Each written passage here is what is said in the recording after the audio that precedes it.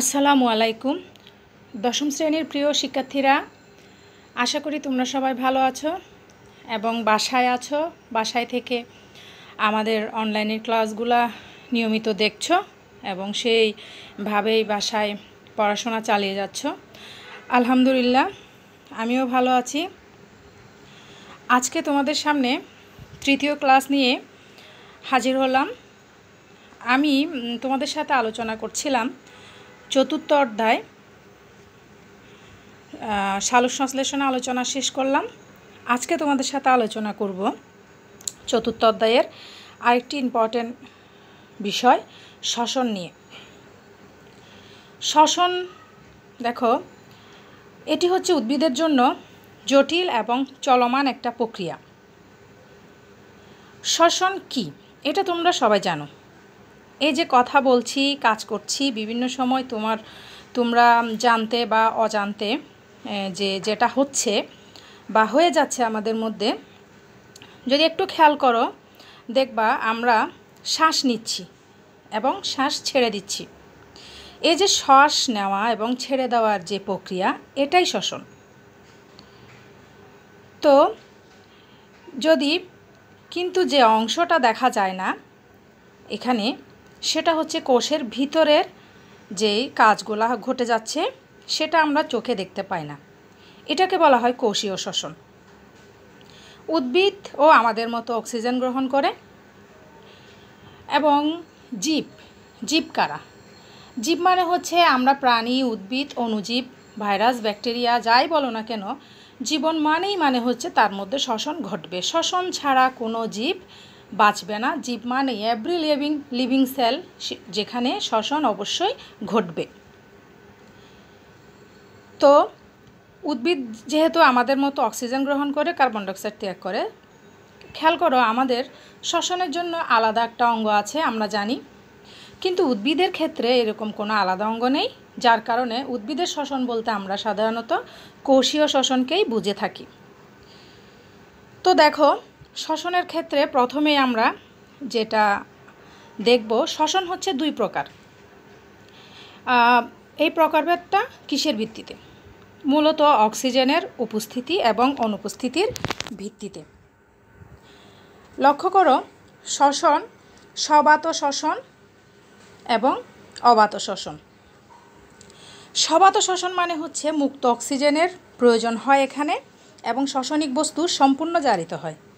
আর অবাত শ্বসন মানে হচ্ছে এখানে মুক্ত অক্সিজেন প্রয়োজন হয় না বা অক্সিজেন দরকার হয় না, শ্বসনিক বস্তু আংশিক রূপে জারিত হয়। যেহেতু অক্সিজেন থাকে না বা অক্সিজেনকে কাজে লাগায় না, সেই কারণে শ্বসনিক বস্তু আংশিক জারিত হবে। আমি এখানে শ্বসনের সবাত শ্বসন এবং অবাত শ্বসনের সমীকরণ লিখেছি, তোমরা খেয়াল করো। সবাত শ্বসনের ক্ষেত্রে 1 অণু গ্লুকোজ 6 অণু অক্সিজেন দ্বারা জারিত হয়ে বিভিন্ন এনজাইমের মাধ্যমে 6 অণু কার্বন ডাইঅক্সাইড, 6 অণু পানি এবং বিপুল পরিমাণে শক্তি নির্গত করে। এই শক্তির পরিমাণ 686 কিলো ক্যালোরি পার মোল হয়ে থাকে। এখানে আমরা সবাত শ্বসনের ক্ষেত্রে 38টা এটিপি পেয়ে থাকি। 38টা এটিপি পেয়ে থাকি।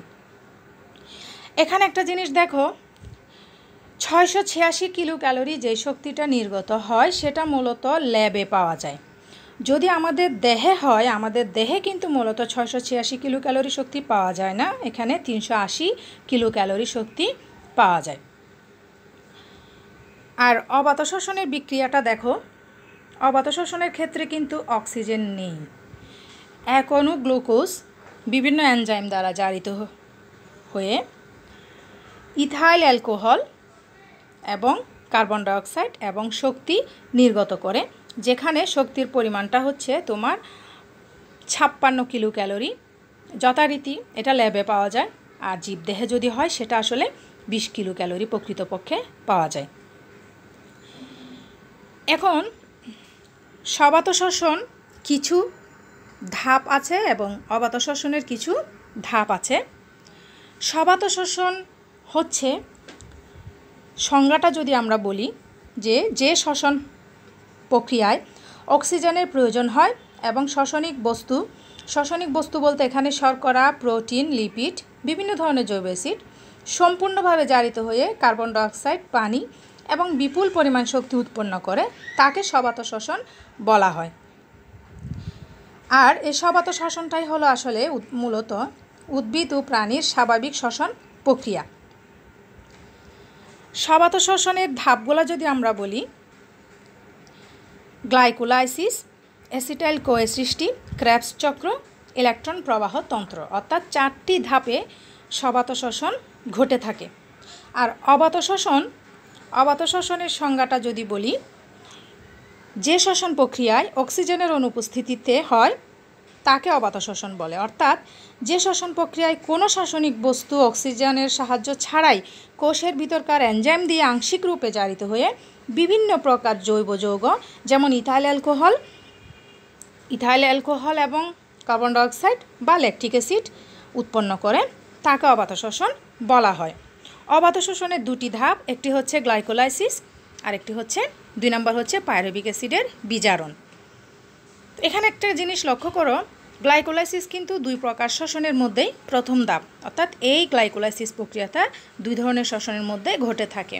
এখন আসলে আরেকটা বিষয়, শ্বসন কোথায় হয়, মানে জীবে তো শ্বসন হয়, শ্বসনটা কোথায় হয়? 3টা শব্দ লিখতে পারি, মেসোজোম, সাইটোপ্লাজম, মাইটোকন্ড্রিয়া। দেখো, মেসোজোম, সাইটোপ্লাজম, মাইটোকন্ড্রিয়া। মেসোজোম মানে হচ্ছে নিম্ন শ্রেণীর জীব, যেমন যে ব্যাকটেরিয়া। দেখো, এটা একটা ব্যাকটেরিয়ার চিত্র। ব্যাকটেরিয়ার যে কোষ ঝিল্লিটা আছে সেটি একটু ভিতরের দিকে ভাঁজ হয়ে মেসোজোম তৈরি করে। ব্যাকটেরিয়াতে এই মেসোজোম অংশে সাইটোপ্লাজমটা ঘটে। আর সবাত শ্বসনের গ্লাইকোলাইসিস, অ্যাসিটাইল কোয়ে সৃষ্টি, এই 2টি ধাপ ঘটে সাইটোপ্লাজমে, এবং ক্রেবস চক্র, ইলেকট্রন প্রবাহ তন্ত্র, এই 2টি ঘটে মাইটোকন্ড্রিয়াতে। আর অবাত শ্বসনের ক্ষেত্রে 2টি ধাপই সংগঠিত হয় সাইটোপ্লাজমে।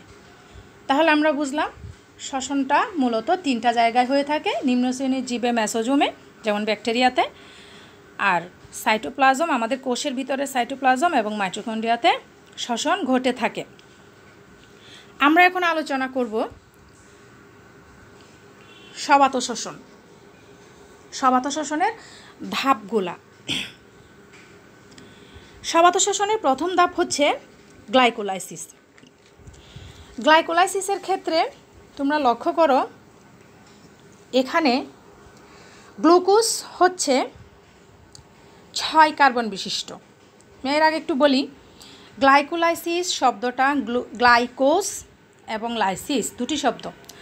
গ্লাইকোজ মানে হচ্ছে গ্লুকোজ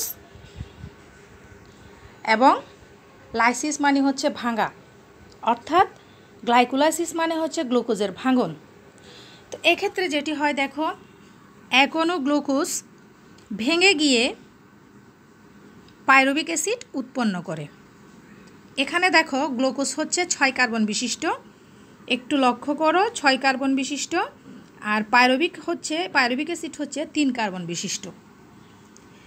যেহেতু 6 কার্বন বিশিষ্ট এক অণু গ্লুকোজ ভেঙে 3 কার্বন বিশিষ্ট পাইরুভিক অ্যাসিড হচ্ছে, নিশ্চয়ই এখানে 2 অণু পাইরুভিক অ্যাসিড পাওয়া যায়। তার মানে এক অণু গ্লুকোজ ভেঙে 2 অণু পাইরুভিক অ্যাসিড উৎপন্ন হয়। এই প্রক্রিয়ায় তোমার 4টি এটিপি তৈরি হয়।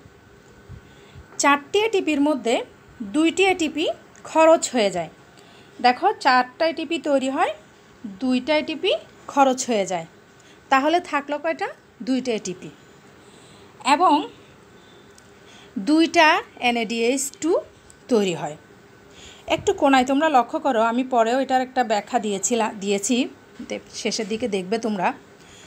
এক অণু NADH2 সমান 3টে এটিপির সমান, এক অণু FADH2 সমান 2টা এটিপির সমান, এক অণু GTPর সমান 1 অণু ATPর সমান।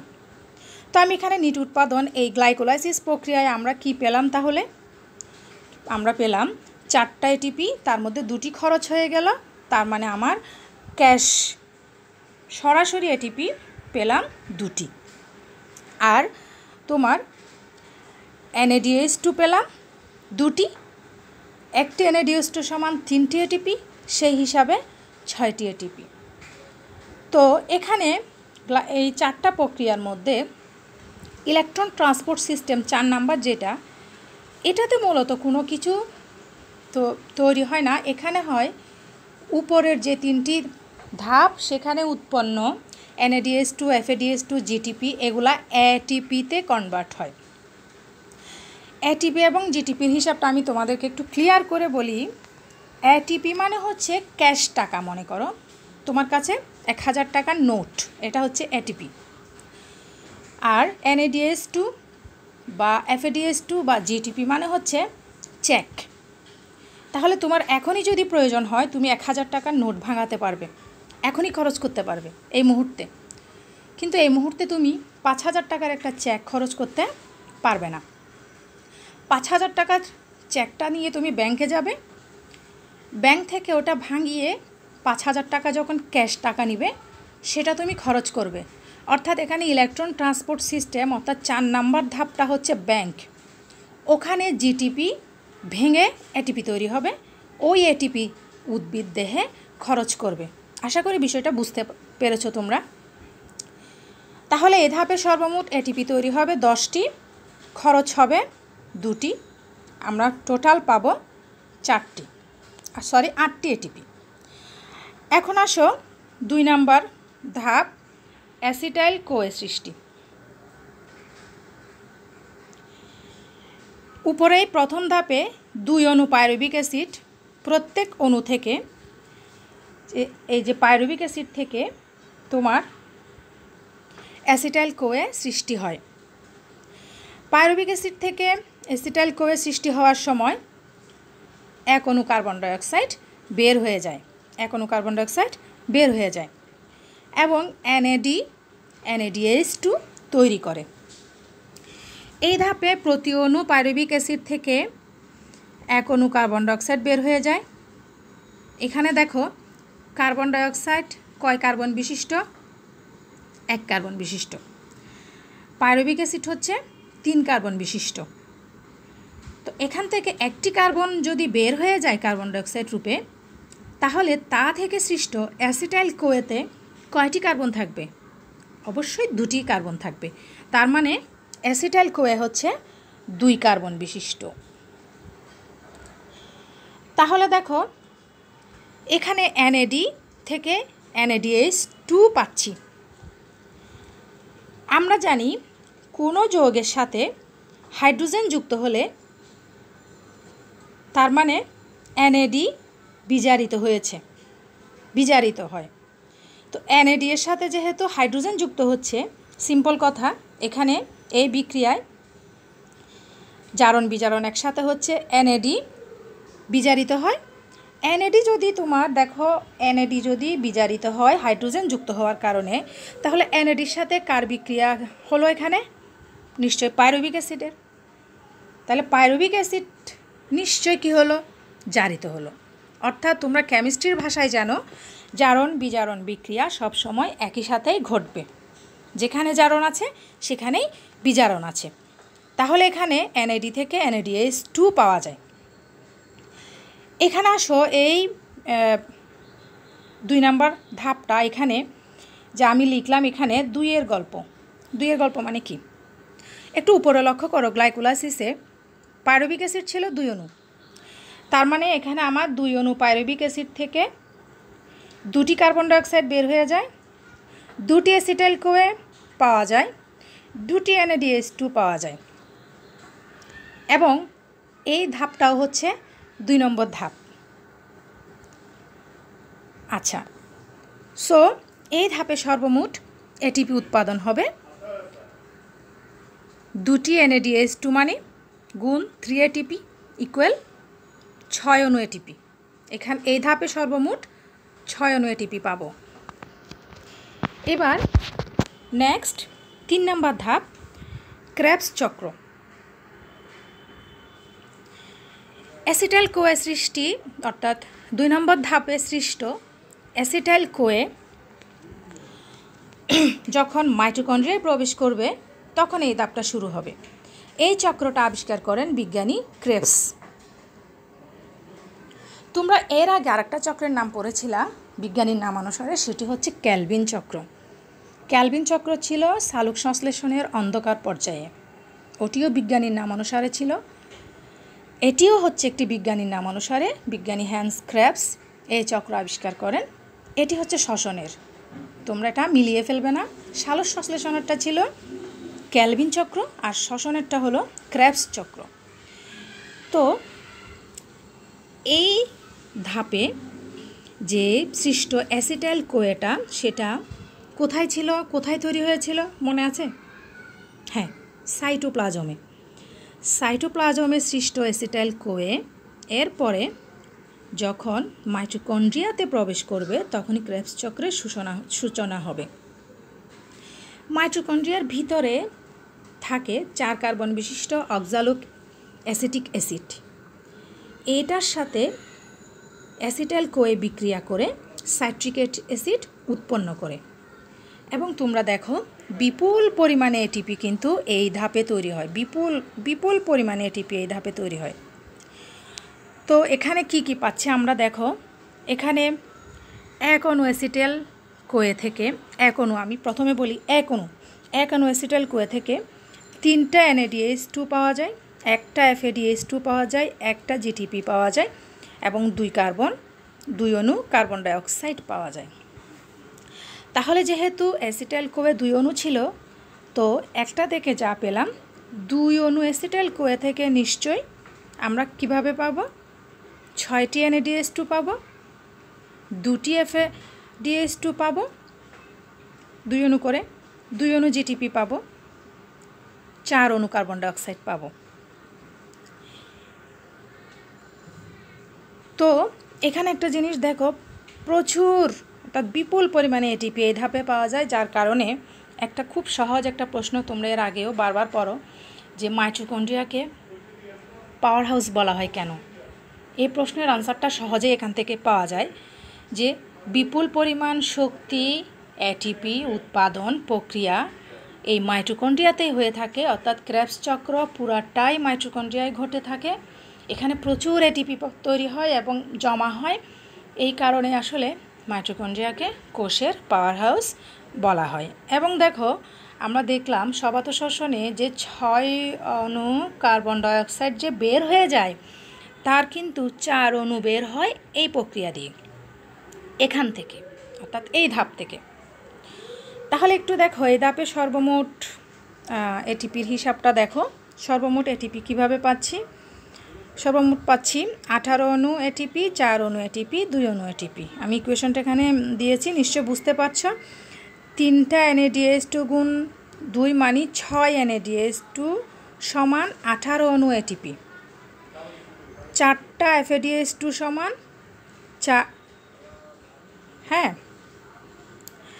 4টা এটিপি পাচ্ছি, 2টা FADH2 সমান, এবং একটা বা এক অণু জিটিপি হিসেবে 2টা জিটিপি সমান 2 অণু এটিপি পেলাম এখানে।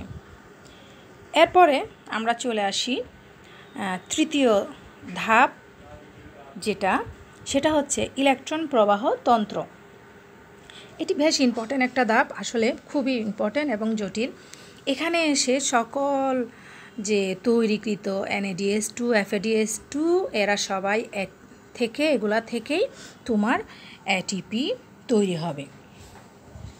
এই ধাপে তোমার এই ধাপটাতে যে 3টি ধাপে যা পাওয়া গেল এগুলা থেকে আমরা এখান থেকে এটিপি পাবো। এখানে দেখো এই টোটাল প্রক্রিয়ার মাধ্যমে ইলেকট্রন ট্রান্সপোর্ট হবে। তো ইলেকট্রনটা ট্রান্সপোর্ট হওয়ার সময় সাধারণত বাম থেকে ডানে যায়। এটি সাধারণত ঘটে থাকে মাইটোকন্ড্রিয়া কোষের ঝিল্লিতে ঘটে থাকে।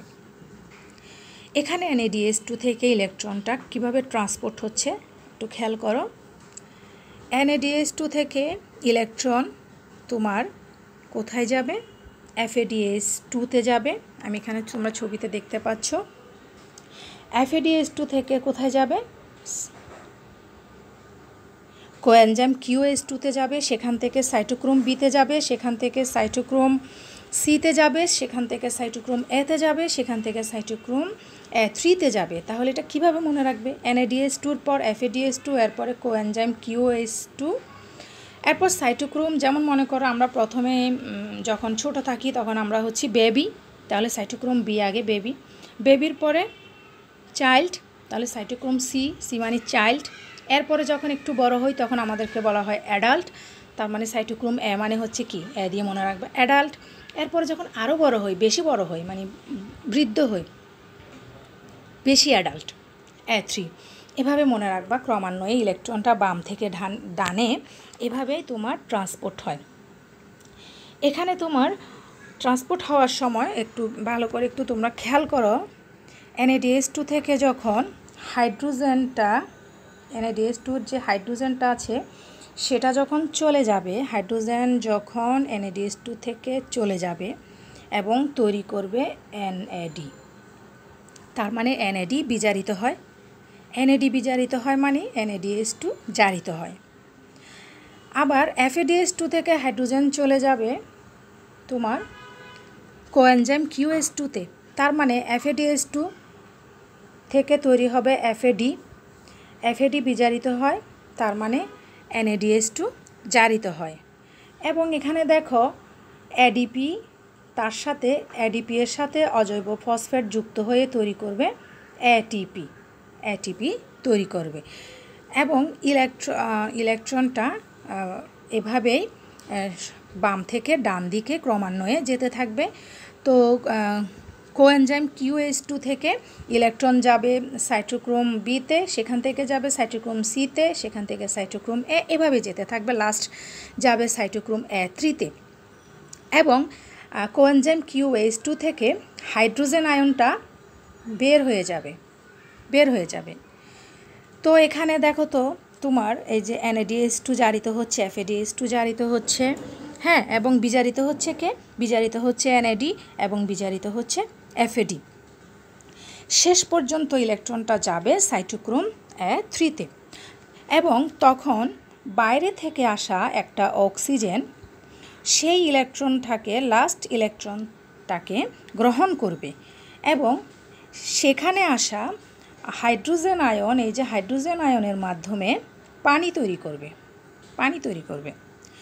অর্থাৎ বাহির থেকে যুক্ত হওয়া অক্সিজেন ইলেকট্রনটাকে, লাস্টের যেই ইলেকট্রন সেটাকে গ্রহণ করে নিয়ে তোমার হাইড্রোজেন আয়নের সাহায্যে পানি তৈরি করবে। সর্বশেষ যে ইলেকট্রনটা দেখো তো সেটা গ্রহণ করলো কে?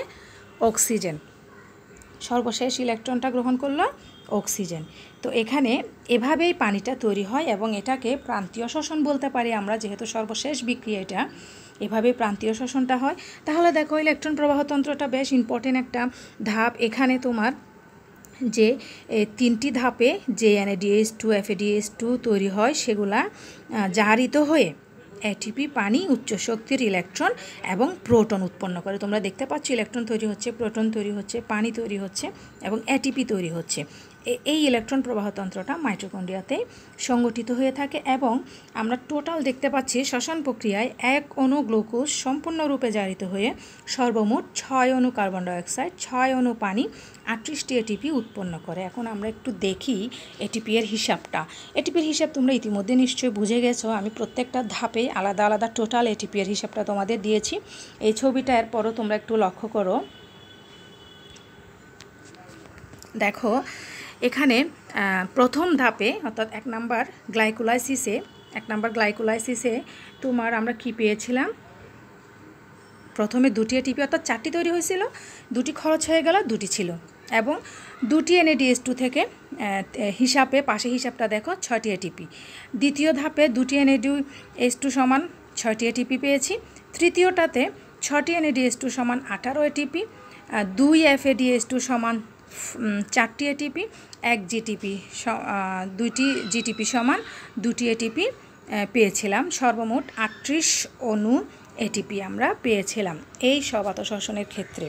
তো এই 38 অণু ATP সমান হচ্ছে 686 কিলো ক্যালোরির সমান।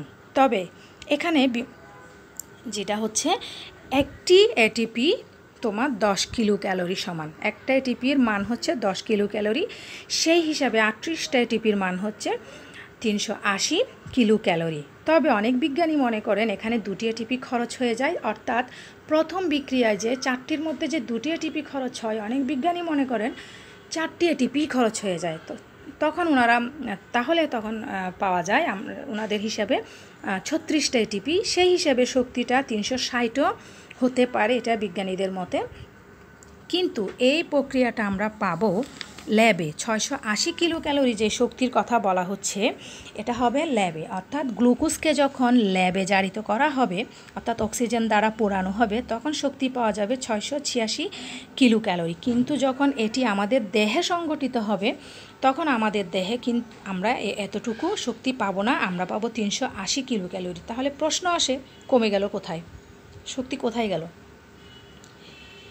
বডিতে এই যে 380 কিলো ক্যালোরি ছাড়া যে শক্তিটা আছে, সেটা তাপশক্তি হিসেবে বের হয়ে যায়।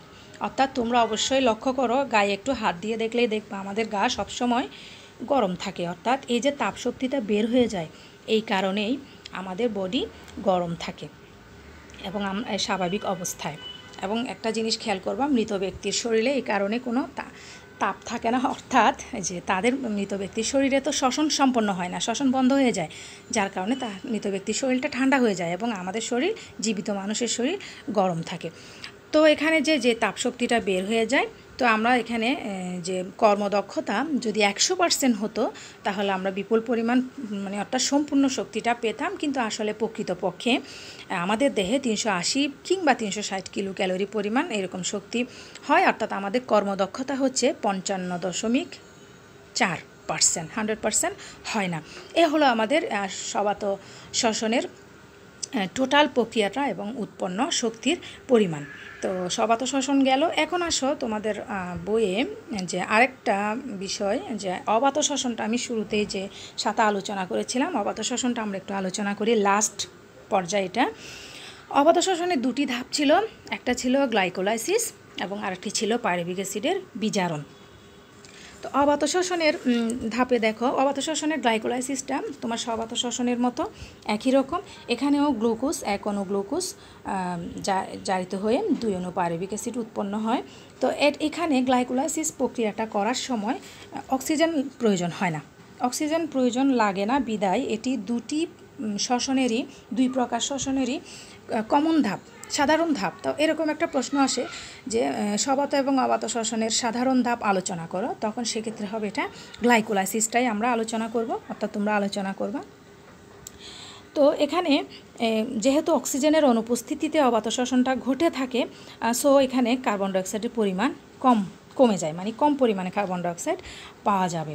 তো দ্বিতীয় ধাপে যেটা হয় পাইরুভিক অ্যাসিডের বিজারণ।